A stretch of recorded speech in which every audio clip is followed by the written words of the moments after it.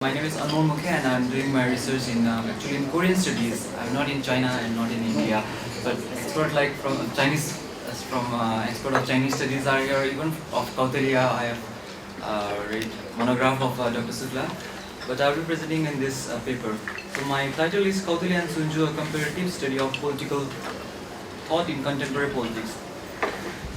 This paper aims to understand the teaching of Kautilya and Sunju in dominating the leadership of India-China, especially in the strategic culture.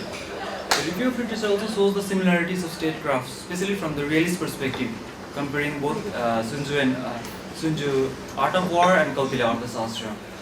Well, Sunju defined importance of military and deception as a criteria of foreign policy. Similarly, Kautilya in his Mandala theory, knowing his enemy, or what he called it, is the way of dictating his foreign policy. So hypothetically also, more anarchy prevails, more the leadership develop their statecraft. International politics is dynamic and friends are enemy are same, according to the traditional philosophy.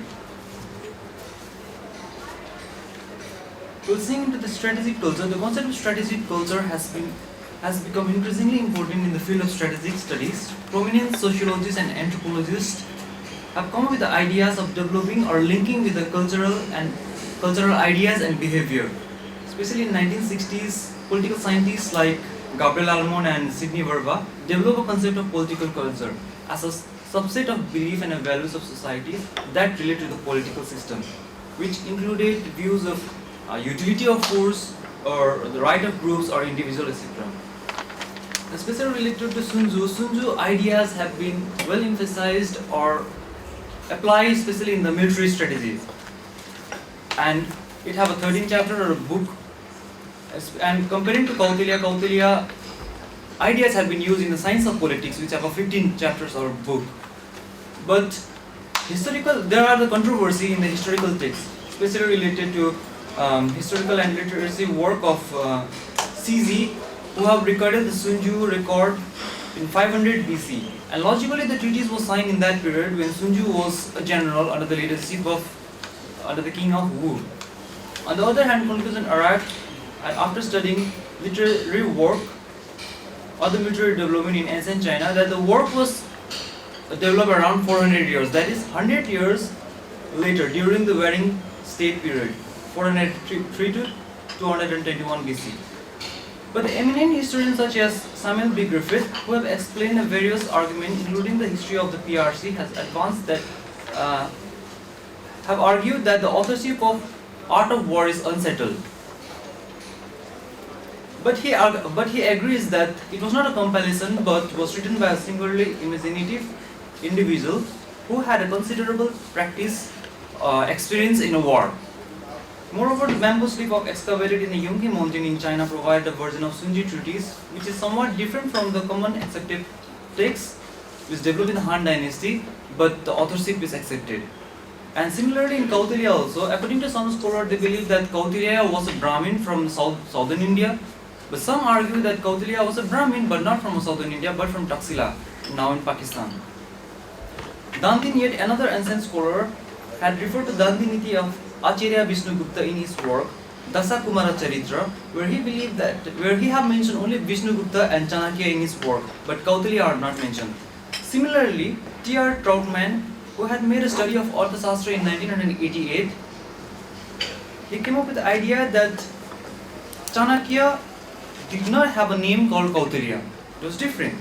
But Professor Kangle, it is widely accepted Professor Kangle argument that Kautilya was from 300 BC and three names belongs to the same individual.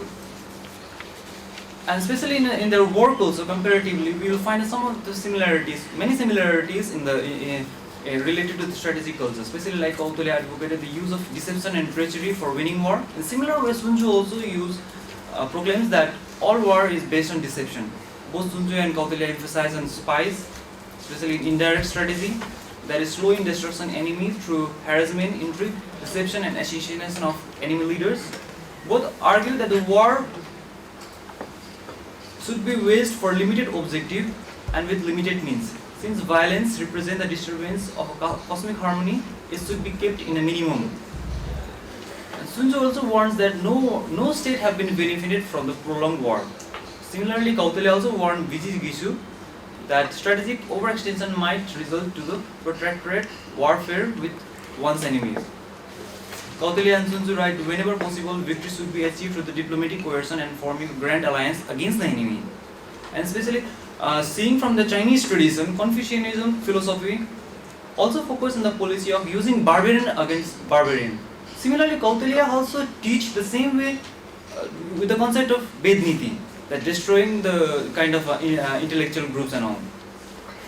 So relating to these things to the contemporary politics and critique, art of war was used from before, from Liang dynasty, from 6th century BC to Tang dynasty to Song dynasty, and even to the Manchu dynasty. It was well developed through the work of Song Xingyan. But from the 18th century, especially the Europeans, they started to develop and they started to translate this art of war into their own language.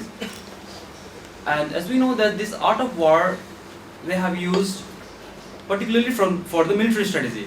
And PLA had briefly collaborated with, like in the past also, PLA had collaborated with the KMT forces to repel Japanese invasion. Same they did with fighting against the UN forces in Korea. Because of that, PLA was not just an army. PLA have given an ideological commitment to the CPC. In the same way, Sun Tzu taught his subordinates. National Defense University Press produced materials in 2014 that says that PLA Army Command Academy in Nanjing motto are derived from Chapter 5 of Art of War, which appears in the library wall, such as use of normal force to engage, use of extraordinary force to win. American scholar like J.P. London scholar pointed out that Chinese concept of cyber attack is based on that phrase. BBC will explain more about cyber attack and cyber warfare later. Other phrases are all warfare are based on deception. These are commonly used these are used maximum time. Even the concept of Tangjia being 14 character, hide your capabilities and bide your time, and Mao Zedong characteristic of strategic secrets such as when an enemy advances, we will retreat. When an enemy stays, we will disturb them. When an enemy is tired, we will strike them. When an enemy retreats, we will chase them, are very similar to the Sun Tzu teachings. When he concentrates, prepare against him. Where he is strong, avoid him. Attack where he is unprepared. Sally out where he does not expect you. In the Art of War teaching in Chapter 1. Moreover, all Chinese military personnel memorize Sun Tzu. And it would be right to say, as an academician, that it is possible to say that Chinese strategy is based on art of war. Because to understand Chinese strategy, it is necessary to understand Sun Tzu's importance of military, which is revealed in the National Chinese Defense, which is published every 2 years. Even in China National Defense in 2012, it says that China will never seek hegemony. But when we will see the report of Center for Strategic and Budgetary Assessment and R&D by 2020, that China will be well on its way to having the means to achieve its first island chain policy, which we saw in 2013 May. Chinese newspaper discussed about the position of Okinawa. So due to the declaration of China that China will never seek hegemony, this can be seen from the Chinese perspective as well as from the Kautilyan perspective that China's strategy is clearly deceptive. Because what Kautilya suggests us is to look into the intention so that you will know your enemy. But former Prime Minister of India, Manmohan Singh, says that we can choose our friend, but we can't choose our neighbor, because neighbor are pre-given or a given reality. Similarly, Kautilya, in his most famous work of Mandala theory, he says that immediate neighbor are considered an enemy, but any state on the other side of the neighboring state is regarded as an ally, or enemy is kind of a friend. So Kautilya's, but the thing is, Kautilya Arthashastra is written more in the Hindu philosophy, where there exists a continuous tension between the Dharma Yuddha and a Kata Yuddha, Dharma for a right, for a just war, or Kata Yuddha for the evil. So two terms might roughly translated as a just and an unjust war respectively also. Indian tradition like Sun Tzu also believe in use of deception and treachery for winning war, because we can see during the time of Cold War, when the two blocks were there, then India developed a concept of non-alignment movement, but they were trying to achieve their goal through the deceptive, through the use of deception. And India was more allied toward the Soviet Union. Soviet downfall led to Indian deception failure in their calculation. Because defect in Indian strategic culture is that Indian tradition have not utilized the Arthashastra theory in practice. Comparing to China, China are galloping ahead with Confucius centers. In their attempt to go beyond European history in theorizing IR, the Chinese have launched the Chinese Journal of International Politics, where they freely and openly they debate with the Western scholar like Barry Bozen, etc. And Dr. Gautam rightly remarks that Indian university system does not facilitate any study of military history, especially like university like JNU and DU. There is no courses of strategic theory and military history. There is no structural teaching of military history in the National Defense Academy. At the Indian Military Academy, there is no professor or war studies. Due to the absence of archival work, academics are discouraged to pursue diplomatic or strategic and war-related topics. Even a historical map like those of the Sino-Indian border in any case are very rare. And moreover, 1962 war in Arunachal have not recorded any oral history of the people, similarly in a Ladakh case, etc. Due to the absence of knowledge and the competition in philosophy, there is also a huge gap. Comparative, there is a huge gap in the language barrier. Say for example, we know that China was well known for keeping a history. But comparing to India, Sanskrit is neglected in India due to lack of jobs, sponsorship and patronage. One major weakness is that no reference to any sutra is given by the author. Indian belief in caste politics, which was there in Kautilya Arthashastra, because while choosing a military general also, he used to choose from obviously Kshatriya, but as well as Sudra and Vaishya, because they were a farmer and they used to work hard. And this have affected the relation in the higher and the lower caste. Intellectually, Indian academics are under undue weight of foreign academic hegemony. Today, the policy community India needs Kautilya wisdom as an alternative, but this idea resides more on the oral tradition of Sanskrit. Sanskrit scholars are well versed in sutras, but they are in the field of language or cultural studies, but not in the decision making or in the statecraft. There are also comparative gap in the symbols, especially in related to this dragon and elephant. The foreign policy report shows that of 2009 online foreign policy report shows that these symbols of elephant and dragon have been 500 million hits, whereas comparing to eagle and bear, only 5 lakhs. Dragon are mythical figure to show superiority, because I don't believe present here have seen any dragon. The elephant was served in the battle of Indian war till the time of Maharajas. Till now also we can see the elephant. So this type of symbols have been used, but to show the superiority, this type of symbols have been used. This is what I call it metaphorical hegemony, so that they are using a symbol to dominate psychologically.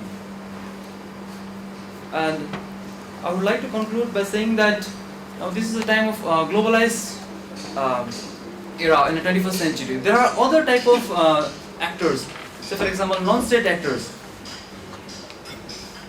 Strategically also, India and China can work together when we will see the enemy, a different enemy, so that enemy can be a friend. According to Kautilya understanding, it is the intention how we will choose our enemy. And according to Sun Tzu, it is enemy is kind of friend also. So that there are the non-state actors like terrorism, which have affected even in China, even in India.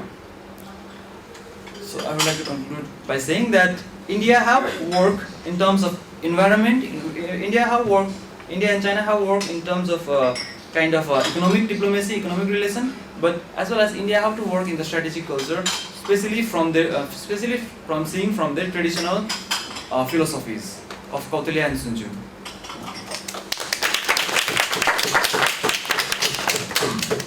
Thank you, Anmol, for finishing on time. I think we've got around 15 minutes. We have 15 minutes of question answer, but I just want to, because I couldn't read the paper and Anmol himself has to read the sutras, because there's a thing called Samanta. Kautilya never said that inherent neighbor is your enemy. There's the Bhaitri Bhava, Mitra Bhava. So that's, and he has a geographical scenario for the whole of India. And Kautilya is a Bible, it's a library of Indian science, library. And warfare is just one sub part. And Sun Tzu's Art of War is very well written, but it's only operational and tactical. So that's the interesting part.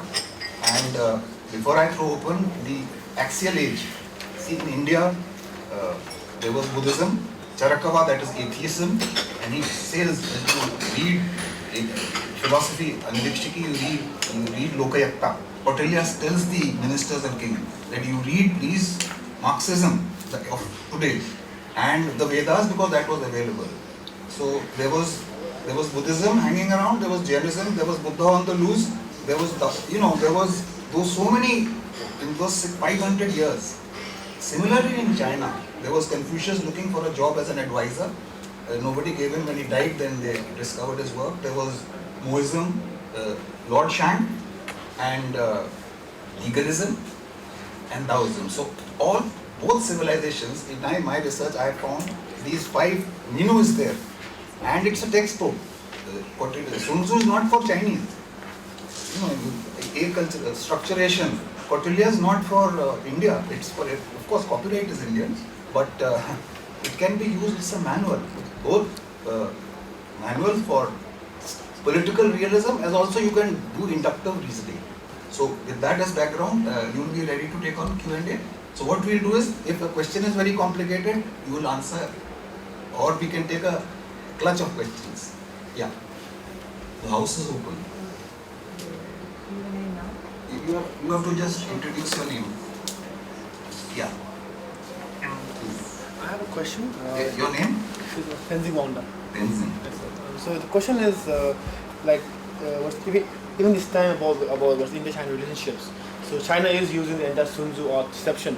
For example, we had president coming to India, and at the same time we had border incursions at Ladakh. So we saw deception happening, right?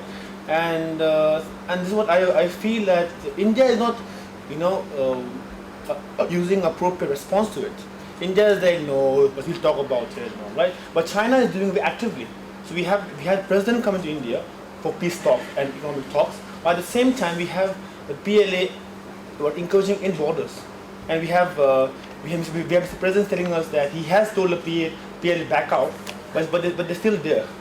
So what if for India to respond to these sort of tactics of China? So what would you suggest according to the entire concept of Kautilya's art of war? Well, I have already mentioned that India is still lacking the text of Kautilya Arthasastra because it is in sutras and there are very few who have learned Sanskrit, and whoever have learned Sanskrit, they are not in the statecraft or decision making. They are in the language or in the cultural studies. So this type of huge gap we can see in the strategic decision maker and the one who have learned Arthasastra in a detail. Yeah, and so anyway, we can discuss it. It's a very interesting question. And Question behind it. yeah, please give your name. I'm Kota. I'm from Chinese Center. So I have a few questions. Like you have said that they can work, India and China can work together if they see a common enemy. But they also collaborate in their common interest. Means there are areas where they collaborate. There are areas where they compete. So do you find that this thing will continue means in such a manner? Means there will be a point where you have to make direct confrontation or like he said border thing. And how do you see that any sessions in Kautilya or in Kautilya's statecraft? That is the other one. And in fact, you have said that the Sanskrit sutras are not that implemented in Indians' policy making and decision. But in fact, Kautilya's Arthasastra has been translated into many Indian languages. So it's not like that it's not used. And now, if every sutra has been translated into English, and that is existing in all over the strategic community, it's very much feasible for Indian strategic community and also the government to implement the policies or follow the practices what Kautilya taught us. This is the other thing that you have to say. What is the question? So I said, sir, one is that he said that these things are not used in the policy making and especially in statecraft and policy wisdom. But since the language is already translated many times in every language mostly, so it's being widely used. Yeah, but yeah, fine. So you want to respond or you given your perception? You feel okay. That's interesting. Especially, Yeah, your name? Yeah, okay. Meda will have you later. Meda, Saurabh and Pratibha later. Yeah.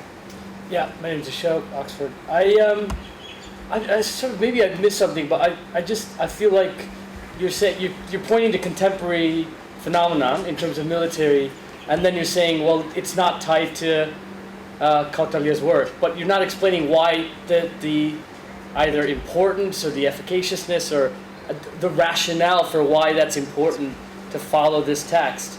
I don't understand. I don't get the it. So it seems like you're saying there's no connection between the military action of today and these texts, but you're not actually arguing for why that's critical.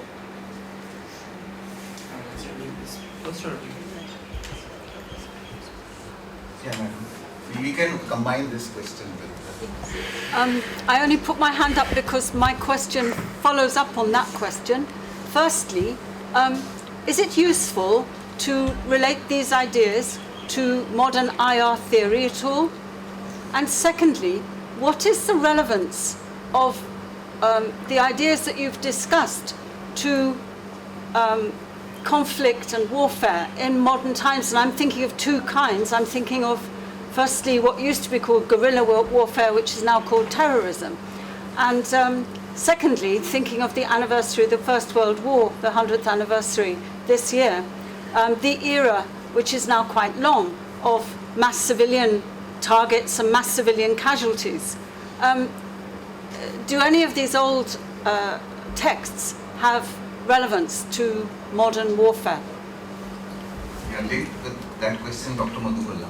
Yeah, I think those questions are very relevant because it seems to me we're talking about texts in a different historical context and we're talking about warfare in a modern context. And I think if you look at the way in which China has fought its wars and the way in which India has fought its wars, even in the 20th century, you find the difference between positional warfare and asymmetrical warfare. The reason that we don't use Kautilya so much, I'm just giving you a reason now, not a question, is perhaps because in the 20th century, India has not fought an asymmetrical war. We haven't fought wars of insurgency as wars. We don't call them wars. In the Northeast, when we have insurgencies, we don't call it a war. When we have the Naxals in the heartland of India, we don't say we're fighting a war. Okay, but when we fight a war, as with Pakistan or as we fought with China, then these are positional warfare. This is positional warfare. And really the history of positional warfare is linked to this, the war doctrines that come to us from the West, rather than Kautilya. So in a sense, Kautilya doesn't become that relevant for us. And to insist that in our strategic thinking, we must imbibe Kautilya to the extent that perhaps China has imbibed Sun Tzu, I think would be sort of begging the question about what is the nature of war that we indulge in or that we perceive that we will fight in the future or now. That's one thing. The other thing I think that is really, really relevant, I think in your paper especially was, you talk about the fact that Kautilya talks about just war, okay, the dharma war, and then the unjust war. And that Sun Tzu, of course, is a pure realist, and for him the idea of morality in war is sort of alien to his idea of war. I think we have to locate Sun Tzu in his in his historical period. This was also the period of Confucianism, right? And Confucianism is not bereft of ethics and morality in that sense. So the larger culture in which Sun Tzu was located was also the culture of Confucianism. And to separate Sun Tzu completely from that and perceive the idea of war in China as purely in terms of an non-ethical, realist perception of war might be again begging the question. I think we need to look a little bit differently at Sun Tzu in that context, right? And finally, I think, if you look at the relationship between Sun Tzu and China's modern conceptions of warfare, I think the idea that in China's defense white papers, we often have this notion of military operations other than war. Right? I think explains that induction of Sun Tzu's thinking into China's contemporary doctrine of warfare. So, warfare is war is a more broadly defined term in the Chinese military context. In the Indian context, we don't really talk that much about military operations other than war, in the sense of war, qua war. Okay, what we'll do is, you have triggered a good discussion. We'll request Dr. Medha. You can take on the IR. Because, No, I have a different question, and this is: can we really sort of relate Kautilya? Can we term Kautilya as a realist? Because if you look at the almost 8/10 of his book is focused on the nature of the state. And that is really important, because what really informs the state are the constituent elements, the Saptanga theory. And in that regard, if you then come to the Mandela theory, I think Kautilya is emphatically making the point that the Vijigishu, or the dominant power, will only be able to sustain itself only and unless the 6 elements of the state are taken care of. And I think that is really relevant, because what he's really speaking about is the internal power and the capacity of state, the strength of the state to really sustain itself, where one of the primary indicators which is underlined here is that the well-being of the population, the concept of Yogashem really comes out very, very clearly in Kautilya's Arthashastra. So while for the realists, the anarchy is really the starting point for their analysis. Anarchy is really given. In Kautilya's Arthashastra, anarchy or Matsya is not really the starting point. It's really the strength of the state, which is very well elaborated in Saptanga theory. Also, to sort of now go back to the first point as to why should we probably think twice before framing Kautilya as a realist, is that because of the two sort of intellectual traditions in Hindu political thought, the Niti Shastras and the Dharma Shastras. And Kautilya's Arthashastra, of course, forms a part of the Niti Shastra. But again, in the law chapter, Kautilya is mentioning that whenever there is a conflict between the Dharma Shastras and the Niti Shastras, it is that the Dharma should always be prioritized. So, there is a conflict, and there is an element of ethics and morality here in Kautilya's Arthashastra, which perhaps needs to be taken care of. That's it. Thanks. Thank you, Medha. I think Pandora's box has been opened, but the thing is, last thing is hope. So, full marks to JNU for having, first time I think in the history of independent India, Kautilya is being discussed with China. I think it is great. So it's like listening to Carnatic music. Once you finish, then say, it's a microtone, it's different from Hindustani music. Yeah, but you enjoy it. So that is, I think, the Arthashastra. Before any question, I would just request Pratibha, who studies, knows Chinese, to just tell us something about her take on this, and Saurabh on 2 minutes each, please. Yeah, Pratibha. Well, you just, in your paper, you brought up the point of deception. But Sun Tzu also has a very ethical side to it, because Sun Tzu... Can you come to the mic?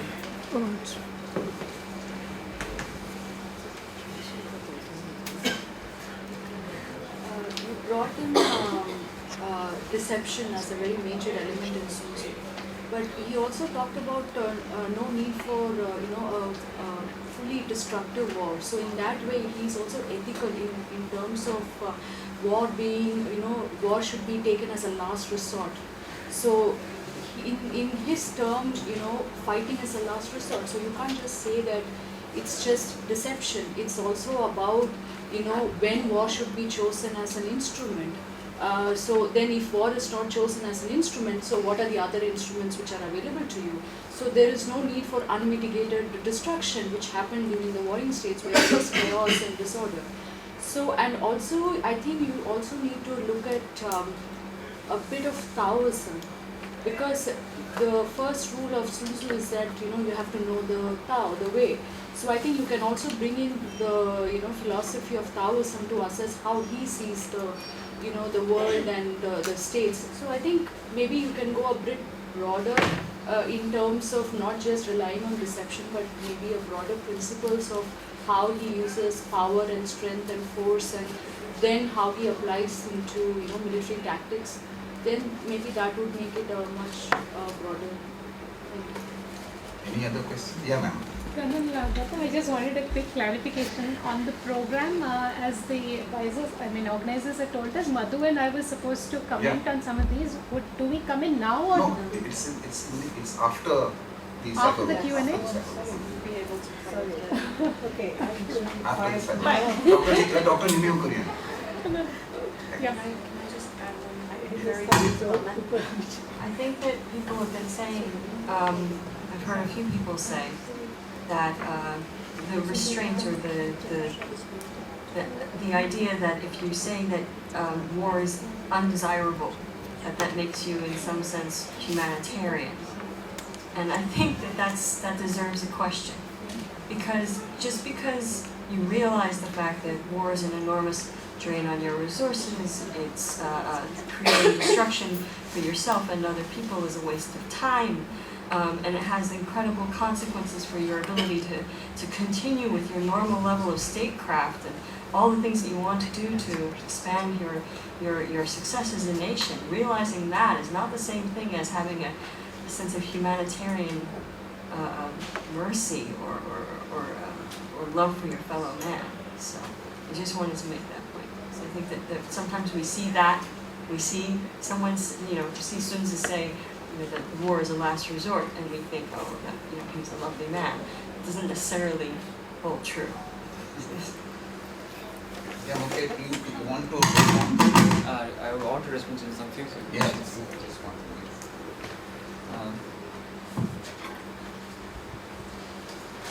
especially related to this, why I choose this Sun Tzu and Kautilya, since they have so many dissimilarities also, because it's for comparative studies. Comparative studies we choose in that way. One is that. Second is especially related to these things like what are the other options in solving the problem is we can see other enemy, not only as a state as an enemy, but non-state as an enemy, because even in China also there are the terrorism threat especially related to Xinjiang and even in Beijing, comparatively in India, Delhi and in Mumbai. So this type of things are there, and especially related to this. Can we use in this modern IR theory or not?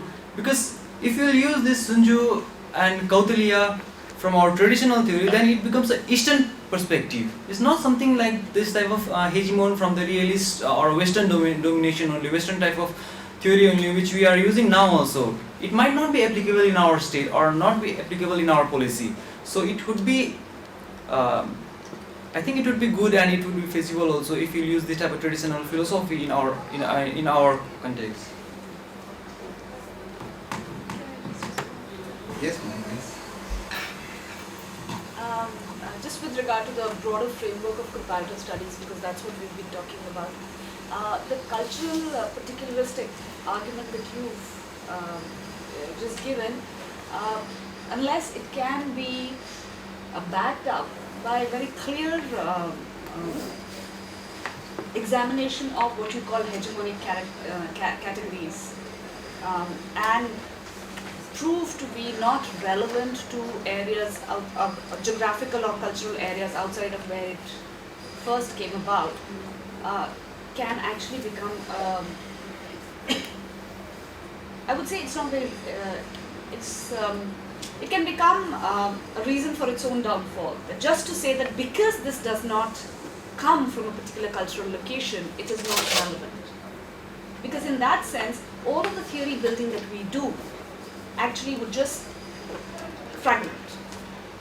So the framework of comparative politics is not, it's not held hostage to the fact that you are using theories from across disciplines, cultures and locations. In fact, that's the strength.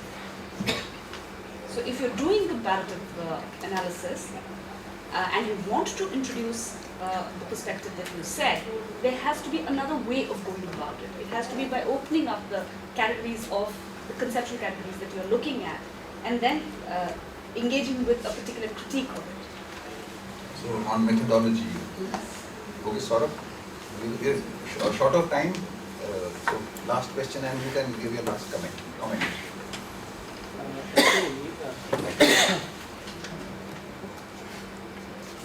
Lots of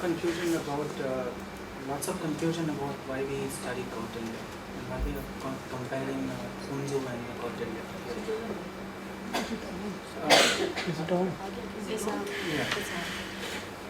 Lots of confusion about why we are comparing Kautilya and Sun Tzu and why we study Kautilya at all.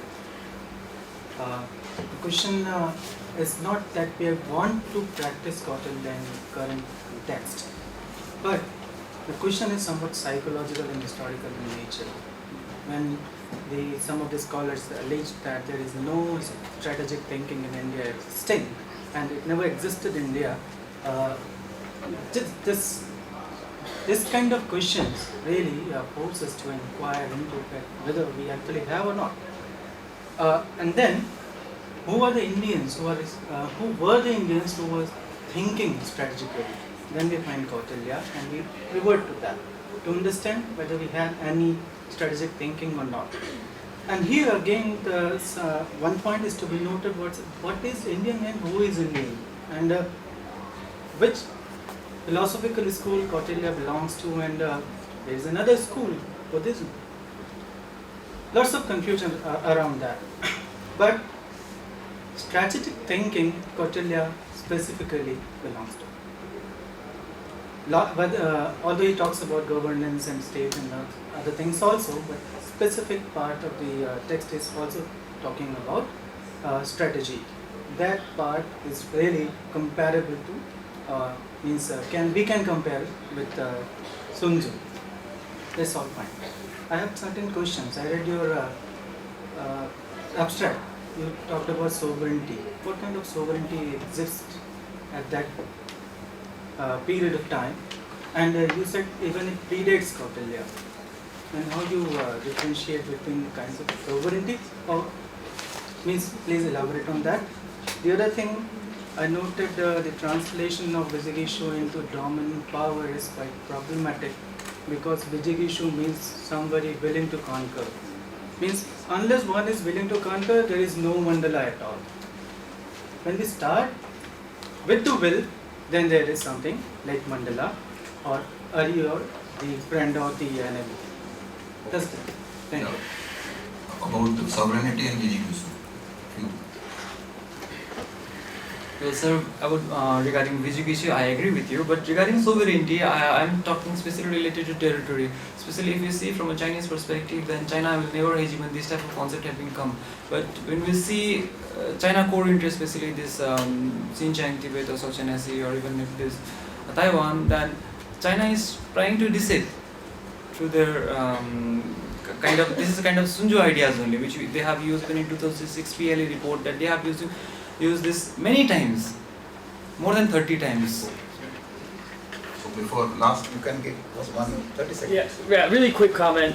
I would say I think that you're one of the ontological problems I find is that you're saying that, by presenting these philosophers, that it's somehow being counter-hegemonic against Western imperial power. But when you use words like terrorism as being the shared experience of the Indian state and the Chinese state, in fact, you're actually hegemonizing Western vernacular, and you're maintaining the state's monopoly on violence. So I think that, like Professor said before, I think what you call terrorism now is a kind of a loaded term, and those were the guerrillas of before. So I think unpacking that word would add value to your research. Okay, thank you. Okay, the program given to me was you followed by cyber, and then Dr. Malla, and it finishes by 12:30. So we got good time. Actually, Kautilya as chair, my last comment is Kautilya is a noun.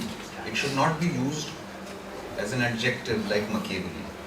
I mean, that's from my scholarship I found. You say they are Kautilyan, therefore Kautilyan you are. India is doing Kautilya Vedaniti. That's a very superficial sort of, Twitter sort of a thing. But it's so strong because we have not researched on it. And historians like Needham, there was anyway, that is gone. So this text is apolitical, it's a-religious. It is a-religious. There are 4 religions in India, so there is no question. And in fact, he's a secular, he's very secular. So it's not, nobody can hijack it. Okay, now, yesterday I was, by the way, intelligence studies is not studied in IR in Indian universities. It's done in Europe and in West. So there's a refereed journal called Intelligence Journal of Intelligence and Counterintelligence, Volume 27, Number 3, Fall 2014, EP.465-484, an article by Aaron F. Brantley, Cyber Action by State Actors, Motivation and Utility. And the first sentence, which I found yesterday, was, covert action is as old as political man, full stop. The subversive manipulation of others is nothing new. It has been written about since Sun Tzu and Kautilya.